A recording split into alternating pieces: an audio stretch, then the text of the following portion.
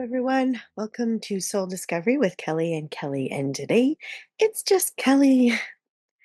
And before we begin, thank you very much for tuning in. Please like, share, subscribe, give us a 5-star review so that more people can reach the information, especially if you've enjoyed it. What I wanted to do today is something a little bit different. I haven't done a video. We haven't done a video in a while, and we're going to try to do more video podcasts at some point. It's just a matter of getting things set up and getting together, and our schedules are so different sometimes right now with everything that's going on. So we try to keep things going. But I had picked some cards from two different decks, and I thought that this would be great to share the stories and the messages in them, and hopefully they'll resonate with some people. And so this will be a little bit of a shorter podcast for people. We have actually been doing a lot of house cleaning, and springtime is such a great time to do that because you just feel better when you move out some of your old things. You get rid of old energy that you don't need to be there.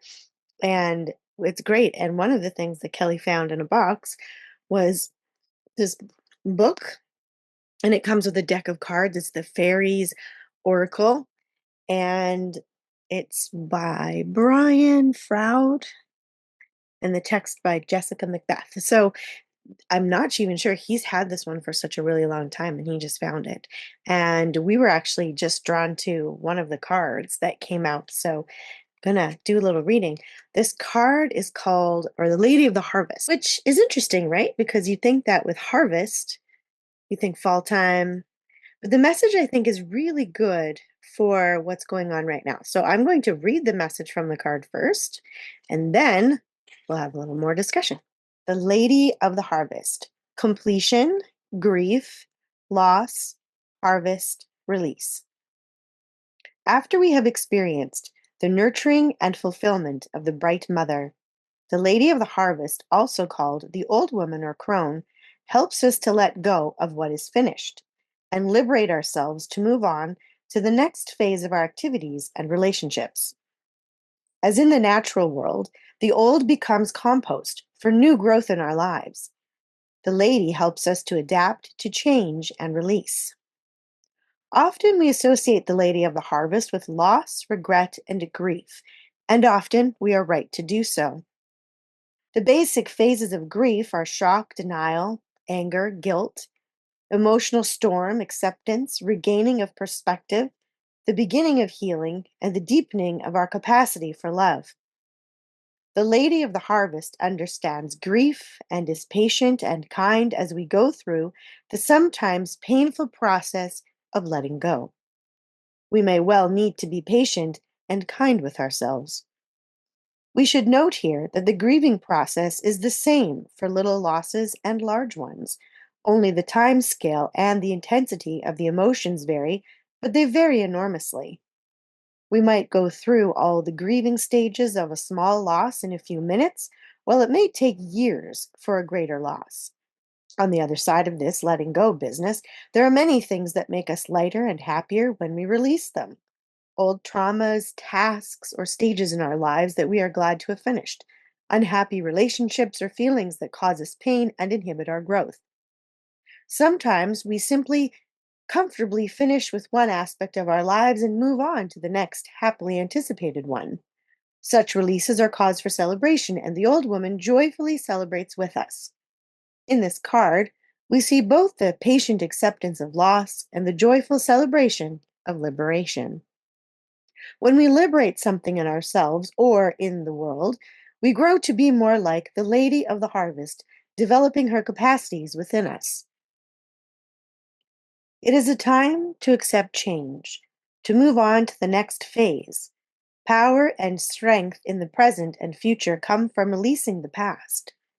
This is a time of liberation, and we might as well cooperate with it. It will happen whether we want it to or not. Release and liberation may be painful or joyful depending on the circumstances. Cry if you need to, be joyful if that is appropriate, but in either case, trust the process, acknowledge what you feel, and prepare to move on. When we block the liberating energy of the lady, we may refuse to accept a loss or cling to outgrown pains, traumas, or limiting ideas. We may deny reality. Shock and denial are the first stage of grief, but we need to move on past that to eventually gain a healthy balance in the present. If we stay in denial, the grief cannot heal. Denial can be the denial of reality or the denial of our feelings. Either one prevents us from moving on to healing. The universe moves on. We have no choice really but to move on with it. Twisted, the energy of release can move in various directions. One possibility can be the letting go program, an automatic process like a computer program where we compulsively push away things we actually want and need.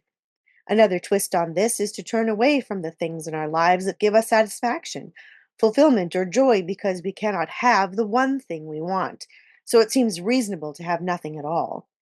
This kind of sulking can easily be carried to an extreme. The destructive mode of release can be summarized by the bumper sticker saying, if you love something, let it go. If it doesn't come back, hunt it down and kill it. Mm. This is the if I can't have it, no one will attitude. From the outside, such attitudes seem obviously stupid and selfish, but to someone caught in one of the less rational stages of the grieving process, they may seem the only solution, a solution that is not a solution to anything at all. I thought that was such a beautiful card because we can get stuck. We can get stuck sometimes in our process. We get stuck in resentment. We can get stuck in anger. We can get even stuck in denial.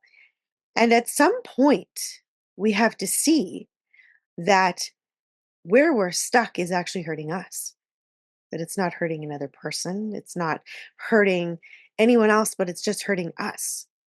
And they always say, to forgive, but forgiveness isn't really about ever forgiving another person.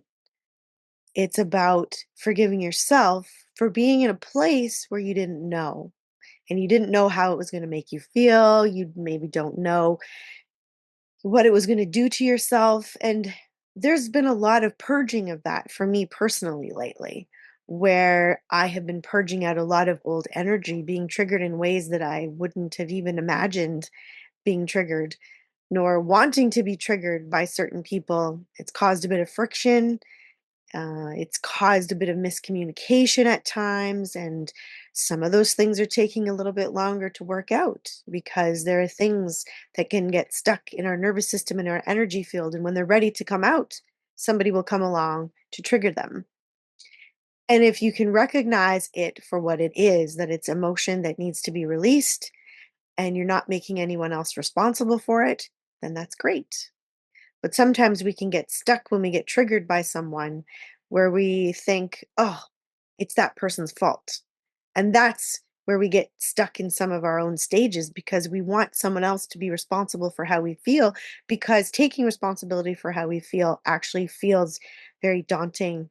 It can feel like blame ourselves, and it's easier to blame someone else. But we really need to look at the ways that we're keeping ourselves stuck. We need to look at the ways in which we are not moving forward. And our process is just that, it's our process. Some people move through things faster, like the card said. Some things people take more time. Some transitions are very joyful. I'm moving into a new phase of my life where most of my children have moved out. And it's brought a lot of grief. It's brought a lot of sadness, but it's also brought more joy because there's certain things now that I can do for myself because my energy was always giving to other people. And now I can give that energy to myself. There are days where I don't really know what to do with that energy. And I find myself looking for people or things to actually support because I am so unused to putting myself first, even though I have done my work for a very long time. But for those of you that have children and you know that when you put them first and their needs do come first, because that's what you agree to do. And it's not that you ever put yourself completely last, but when you're not raising children anymore, a lot of your energy, and this is just one example, goes back into yourself. Where do you put that energy when you've been giving it to other people for such a long time? And that can be for anything. Kellie was his father's caretaker that we've mentioned on the podcast before. And so when his father passed away, there was all that energy that he was putting into that job and that relationship that now needs to be going back to himself. So grief can be about a lot of things. And there's also joy at the same time, and can be joy in the grieving process as we go. But it can also bring up a lot of things where we need to look at them and to understand where we're at. And that's just part of our process. So even though it's not fall time, but the solstice is coming up in a few weeks, Kelly and I were both really drawn to this card because it's really about the letting go. And if you follow any of the astrology that's going on right now, the energies on the planet, if you look at the Schumann resonance updates, a lot of the things are about dissolving the past, about using the past to make that compost, like the card said, the past to make the compost to grow your future, because we're moving out of those timelines. And if you don't want to stay stuck in those timelines, then you really do need to look at how you're feeling. Look at your physical state. Are you taking care of yourself? Are you staying stuck in certain beliefs? Are you thinking that you're moving forward, but you're really not because you're just so busy doing so many things?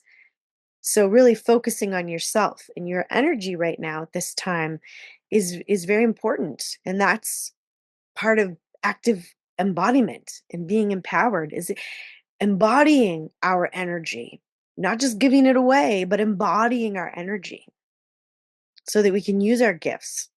Because if we're outside of our body and we're always pushing outward and we're always looking outward to the next thing, what are we doing? And we're not focusing that energy inward. We can think we're focusing it inward, but we're actually not. We're continually giving it away, and then we're not grounded. And when we're not grounded in our own energy and able to use our gifts for what we need to. So the next card that I chose, and this was more personal for me, but also I wanted to share it. And it's from this deck by Denise Jarvie, The Secret Language of Light. It's such a beautiful deck, and it has such beautiful cards as well. And this card was called Soulmating, and it looks like this. And this one actually has two meditations. So I'm going to do both of the meditations at the end so that there are two of them, and you'll see why in a moment. So this is the card, such a beautiful card. Just feel that beautiful, loving energy in there. It's wonderful colors. And this card is about embracing your soul to reveal a partner. And this doesn't necessarily mean that it will be a romantic partner. And again, there's two different meditations, one if you're single and looking for a partner, one if you have a partner too. But this is also to remember that your soulmates aren't necessarily your romantic partners. Right now, we're being encouraged to collaborate with people, but to be discerning about who we're collaborating with, because not all energies match at the moment. And to really stay true to ourselves about what our values are and what we do. And I find more often than not that people who have come to me who wanted to collaborate are falling away faster if it's not meant to happen, because I'm staying true to myself and my energy and knowing my worth. And it's something that I've been working through too, talking about releasing the past is, and I wrote an article on it actually about keeping the peace, how I've often done that and stayed silent and not said anything, and learning how to speak up for yourself and to acknowledge that you're worth being heard, you're worth being seen is important, because a lot of us still struggle with those kinds of emotions and feelings. And we want to release that energy so that we can be seen, we can be heard, and that we're collaborating with the right kind of people that are actually going to support our energy and not drain our energy. Because I've actually been challenged in the last 2 weeks for those very things, where people who are very supportive, I can feel their energy and very supportive of the things I'm doing. And then people who are there and they're trying to drain my energy. and they are thinking that they're, going to get something from me. But I stood my ground and it was like, no, this is my energy. This is where I'm at. All right, so let's read this card. A new encounter or a deepening of an already existing union will profoundly change the way you perceive unconditional love. And unconditional love is something that people rarely understand. We think that we love unconditionally, but if you are continually asking someone else to change, that's not unconditional love because you have conditions on love. And it's okay to have preferences, but it's not really okay to be asking someone else to continually change all the time, especially if you don't want to do the changing either.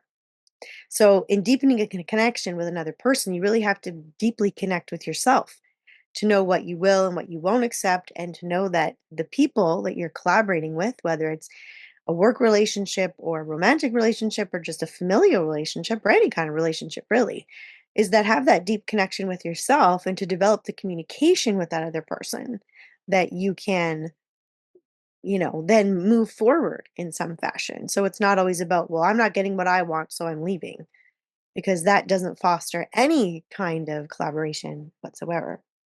And it's conditional. So unconditional love means that you actually accept somebody for their shadow and their light. And we talked about this in the last podcast and how to deal with shadow synergy. So check that one out as well. Chemistry between two people does not mean they are life partners. You have entered each other's life to awaken, expand, and open your heart so wide that they may never close again. It may last for a moment, a season, or a lifetime. Time is not necessary to shift the cogs of your heart and feel the absolute ecstasy of you. A moment can open you to euphoria. The purpose of a soul relationship is to mirror your love and light and melt away any hard edges or walls you have built. Whatever is mirrored will intensify, love and peace will feel bigger, but so will fear or pain. This reveals any wounds that hold us away from love so we can heal them as we embrace more of the love we already recognize. And that's really about unconditional love. In my relationship with Kellie, we do love each other unconditionally. We do understand each other's shadow. We understand what the other person is capable of, both good and, you know, for better or worse. Love and peace will feel bigger with the person. But if you're still holding on to any kind of fear or any kind of pain, that will also be amplified.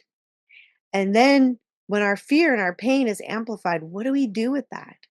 We usually look at the other person because we want them to make us feel safe, but it's not about them making us feel safe. And I say this from experience because that was my first relationship, my first husband, my first, because we wanted each other to make each other feel safe. But the thing is that that pain was amplified. The pain that we both held was amplified because we were together.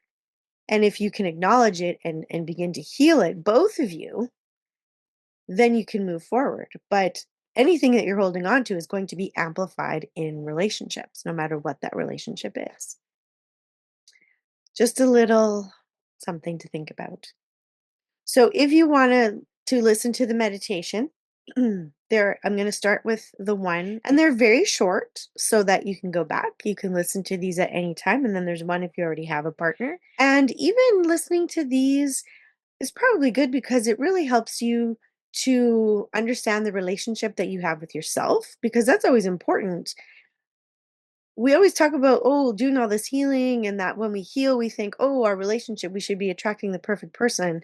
And we usually do attract the perfect person. The perfect person is somebody that is going to help you not only grow as a person, but is going to trigger you to feel things that you're still holding on to. And if you want that person to be responsible for that, it isn't their responsibility.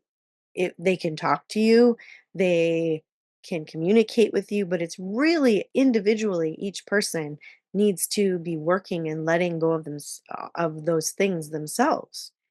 And your partner can kind of be a therapist of sorts, but it's important to have somebody to do that kind of energy healing with, or just to see a therapist on your own. But they should be willing to listen and to hear what you have to say. And then it's up to you about how you're going to do that. You can ask each other to speak in a different way. The language that Kelly and I had, for example, when we first started hanging out years ago, our language has changed. The way we speak to each other has changed. And, I was asked recently by somebody who can find him, in their instance, they found him abrasive, for example, but he's a very direct person. And directness can often be seen as an attack if we're not used to direct communication or we don't enjoy direct communication, because directness can be very jarring to people if some people communicate more indirectly. But I'm a very direct communicator. I have learned different kinds of communication being a therapist, but in general, in my personal life, I'm a very direct communicator, and I know that about myself. And I was asked, how can I be with somebody who is that direct? And I said, well, in previous relationships, I've had people who lied to me all the time. So I would prefer somebody who's very direct and honest about how they feel, whether or not that hurts my feelings, because my feelings are my feelings.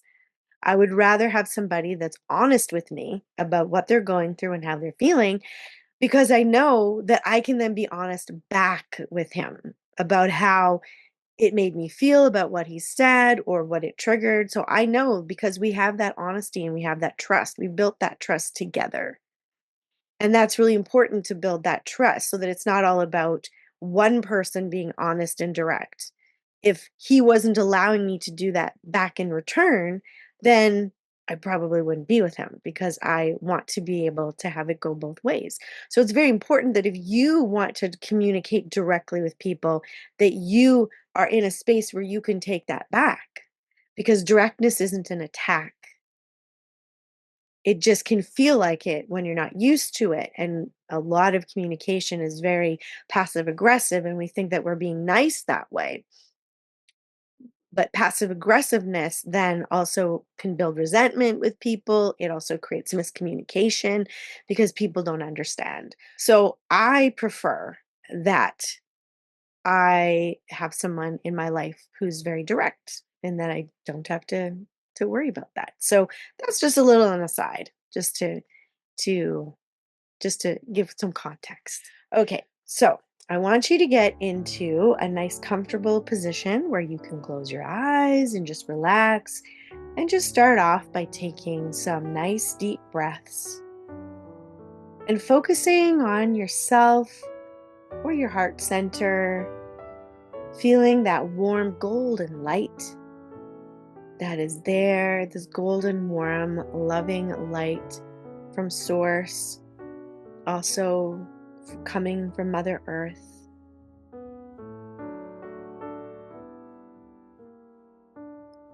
Imagine that you're looking into a mirror, and look right into your own eyes. Imagine breathing in green and breathing out gold.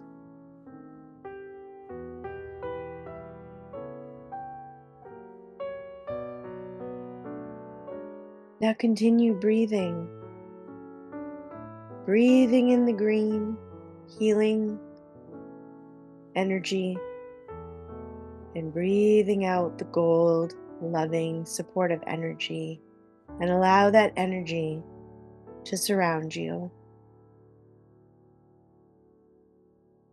Holding a steady, compassionate connection with yourself, connecting yourself to your inner sight, your inner eye, breathing in love and breathing out love. Allow yourself to be at complete ease, just like you will feel when your desired person is in front of you. You are becoming a lover of life, learning to make love in every moment. Feel a deep and profound connection to yourself. You can now open your heart to a deep, profound connection with another.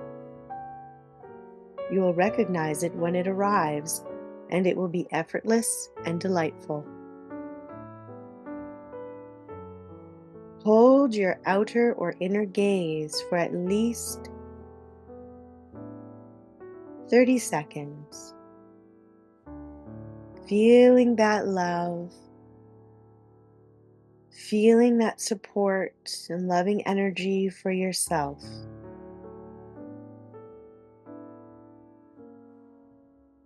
Breathing in green, breathing out gold, breathing in gold, and breathing out green. Feel the love flow throughout your whole body. Be present right here and now, feeling the love that is all around you.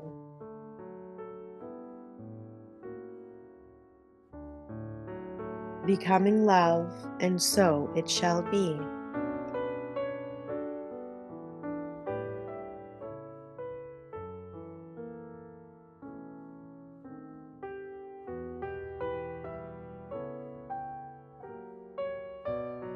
If you'd like to continue listening to this, or if you have your partner, this you can do with your partner. Both you and your partner can sit or lie comfortably together. You don't even have to be in the same room. You could picture them. They could be somewhere else.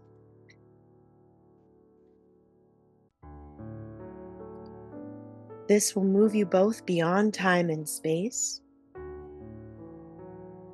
into the beauty of love, so it's not necessary to be in the same place at the same time. Breathe in and receive the love of the universe. Breathe out and send this love to your partner. Breathe in and receive the breath from your partner. Breathe out love to them.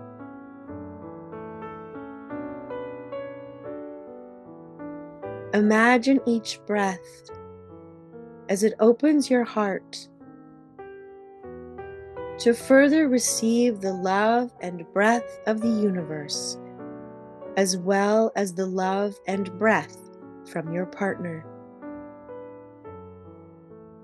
As you breathe out, you send love to the earth, the universe, and your partner. Your heart grows larger and larger, being filled with the universal life force. Allow yourself to feel completely full of love. Set you and your partner free to align with the secret desires of your souls.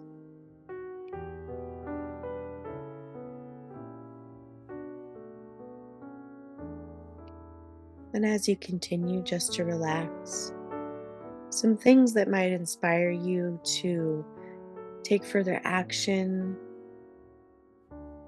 is to talk with your partner about what you want to focus on now. Remember to always fall in love with yourself. Treat yourself as your beloved. Nourish your heart with tenderness. Care for yourself as if you are the most important person in the world and know how lovable you are. If you have a rose quartz, you can place it near your heart to help you feel unconditional love for yourself and others. And remember to treat yourself as you would your partner, with loving compassion and kindness.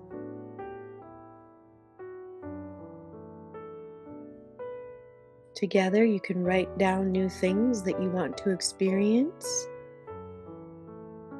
how these experiences might make both of you feel, and things you'd like to explore, whether it's just on your own or with a partner. Wishing you much love and light, happiness, joy, peace, and calm on your journey. Thank you for joining us today on Soul Discovery.